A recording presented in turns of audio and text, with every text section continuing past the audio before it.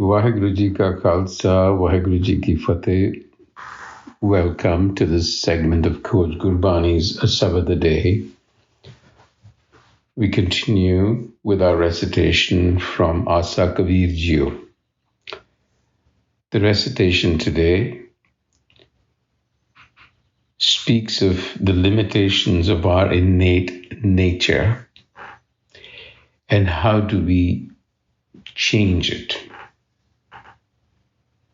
So here's the recitation line by line. Asa Kaha Suan ko Simrit Sunae, Kaha Sakat Peh Har Gun Gaye.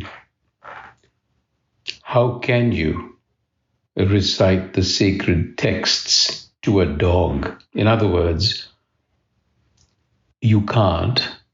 Or if you do, it is futile. It is of no value to a dog. Similarly, how is it possible to talk about virtue, har gun gaye, to a reprobate mind, a sakat? A sakat or sakta it literally means a worshipper of Shakti, of power. And in Gurmat, a sakta is a symbol for the egoic mind, a manmukh. Sakat har rasad na janya tine antar haume kandahe. So a sakat is a symbolic representation of haume, the egoic mind. So you see, a dog is innately limited in its awareness. It's limited by its biology. Similarly, a sakat is not receptive, is limited by its conditioning, by the ego, and is not receptive to the virtue of wisdom, hargun. The ego simply cannot understand it.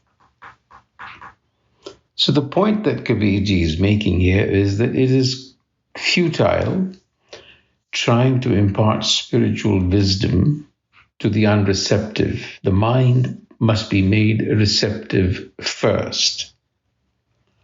There is hope for the sakta. The dog may never exceed its biology, but what sets us humans apart from our canine friends is the fact that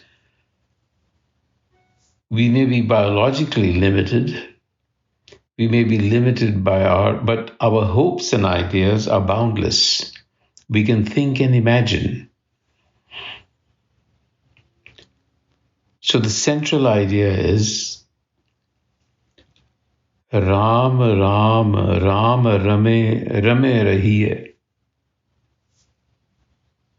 The Ram self is always present. It's all pervasive. Rame Rahiye is to remain absorbed, which means to remain connected with that presence. But sakat syo pule nahi kahiye. The sakat, the ego, is forgetfulness. It has forgotten its innate connection to Ram.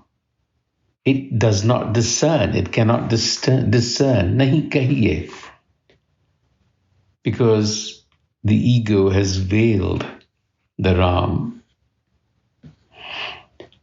This is the central idea, that the ego has wrapped itself like a shadow around our true innate nature. Kabir Ji goes on to say, Kawa kaha kapoor charaye, keh bisir ko doodh piyaye. He's emphasizing the point. When did a crow ever apply fragrance? The point is, a crow prefers to dig in dirt and filth just by its nature. कह बिस्यर को दूध पे आए. A snake will only spit venom no matter that you feed it milk. In other words, they're conditioned by their formative power, whatever forms them. We are formed by our ego in our ordinary consciousness. And in the third verse here is the key. There is hope. Sat sangati mil bibek buddhi hoi, paras paras loha kanchan soi. So how do you transform psychological lead, which is the ego, into spiritual gold? Through the Sat Sangat. Sat Sangat is literally the companionship or the fellowship of evolved individuals. It also means the Guru, association with the Guru. So there is hope. So you can wake up. The Guru is the philosopher's stone. Touching it will convert you. So that is the first thing you have to do. If you wish to be receptive, you have to first transform the ego, change the ego.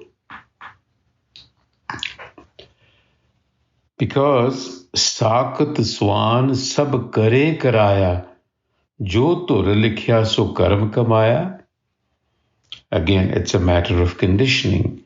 Our past behavior conditions our present actions. It becomes innate to us. Amrit le neem sinchai, kahat kabir uwa ke sahaj na jai. I can see alternate interpretations here, but mine is Amrit le neem sinchai. Neem is a bitter tree, a bitter fruit, and again symbolizes the ego. It has to be cultivated. It has to be irrigated by Amrit, self-knowledge, which comes from the Guru. And by doing that, Kabir says, Kahat Kabir, Uwa ko sahaj. You attain to that state of sahaj, which is the supreme state in Gurmat, which will never leave you, najai. Or alternatively, you could say, even if watered by sweet nectar, Amrit lele, the fruit of the neem tree remains bitter. Says Kabir, they will not achieve the state of sahaj who cannot give up their conditioned habits. The message is the same primarily. The ego, the sakta, the sakat, is incapable because it is conditioned. It is incapable of discerning wisdom. It is incapable of being receptive to its true nature. So that is what has to be changed first through Gur wisdom. Vaheguru Ji Ka Khalsa, Vaheguru Ji Ki Fateh.